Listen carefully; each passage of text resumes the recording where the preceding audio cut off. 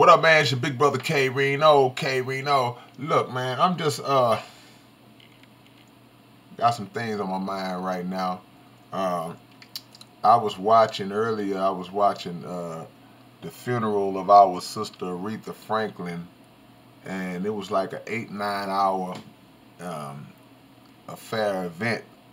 And they had anybody. It was a who's who. Everybody was there, from entertainers, the politicians, the actors, singers, athletes, you name it.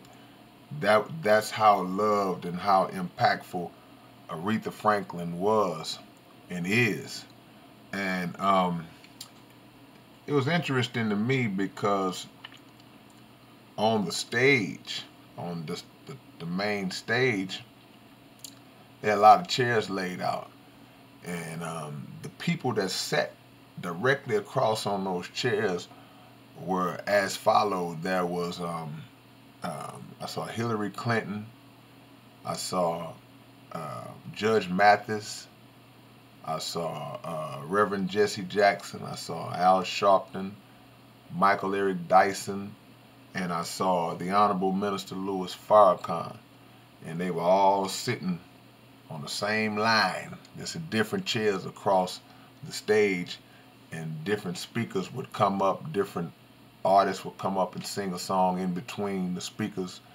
And I watched a big majority of it because I was anticipating hearing Minister Farrakhan speak, and it never got to that point. I thought that maybe once it went off, I thought that maybe I missed it and the minister had already spoken. But now I'm starting to kind of read online and see where that the minister didn't speak at all. And I don't know at whose request or how it was set up to where the minister didn't speak. But just speaking personally for me, I was anticipating and looking forward to hearing Minister Farrakhan because everybody else spoke. So why would you have the minister on the stage and not speak?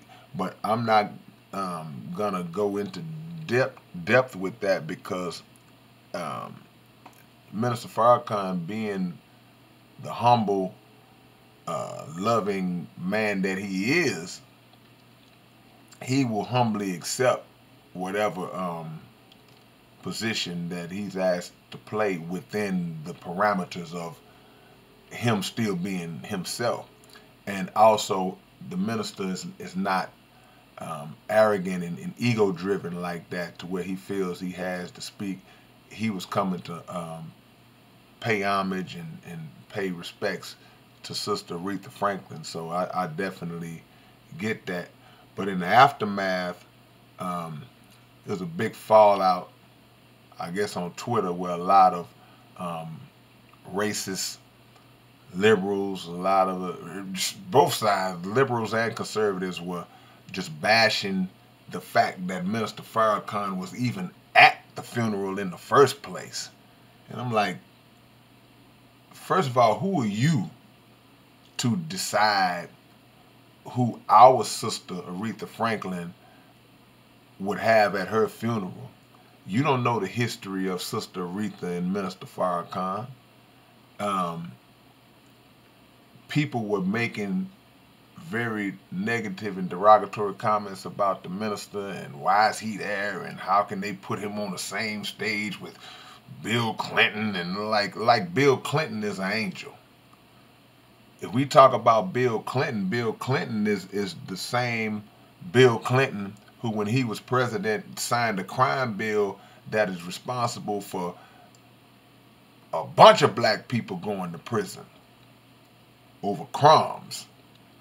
So with that being said, don't try to put Minister Farrakhan in the same category, or better yet, try to put Bill Clinton on a higher standard, on a higher level of morality than Minister Farrakhan. Apparently you don't know the minister. And of course Donald Trump wasn't invited to the funeral, so a lot of the Trump supporters got their draws tangled up behind that, because they're like, well, how can our great President Trump not be invited to John McCain's funeral or Aretha Franklin's funeral, but Minister Farrakhan is there. What are you talking about? First of all, John McCain's funeral and Aretha Franklin's funeral are two separate entities in and of themselves. There's no funeral committee, no universal funeral committee that sits around and determines who gets to go to whose funerals. The common denominator is Donald Trump. And it's like, dude, don't nobody like you, man. So, of course, if a person's last words or whatever happens, don't invite Donald Trump to my funeral, that tells you something about that individual, man. People who support this man tend to turn a blind eye to how wicked and negative this guy really is, how evil this man really is, how immoral this man really is. So quite naturally, you would see in the same week two funerals with two individuals who are on opposite sides of the spectrum, one in entertainment, one in politics, one black, one white, and neither want this man at their funeral. Then you have the nerve to try to mention it in a way to say, well, how come Trump isn't invited but Farrakhan is invited? You're dealing with two type of different individuals altogether.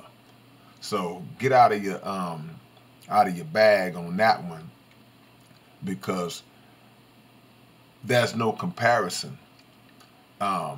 Sister Aretha Franklin is just someone who brought all people together, whether they be black, white, Christian, Muslim, Jew, whatever religion, whatever denomination you claim, whatever ideologies that you subscribe to. Aretha Franklin, through her music and through her humanitarianism, was able to bring all these people together to get them on one dais at the same time. It was amazing for me to see it.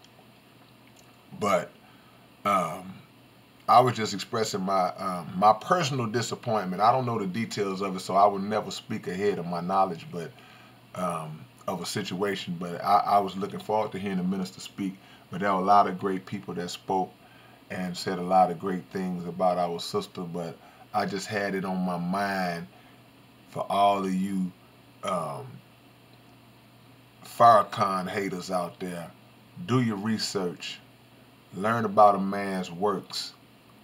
And if you can prove him to be a lie, operate on the basis of truth and lies, and not on the basis of sound bites, media clips, and things of that nature that print him and paint him in a negative light when you don't even know who this man is.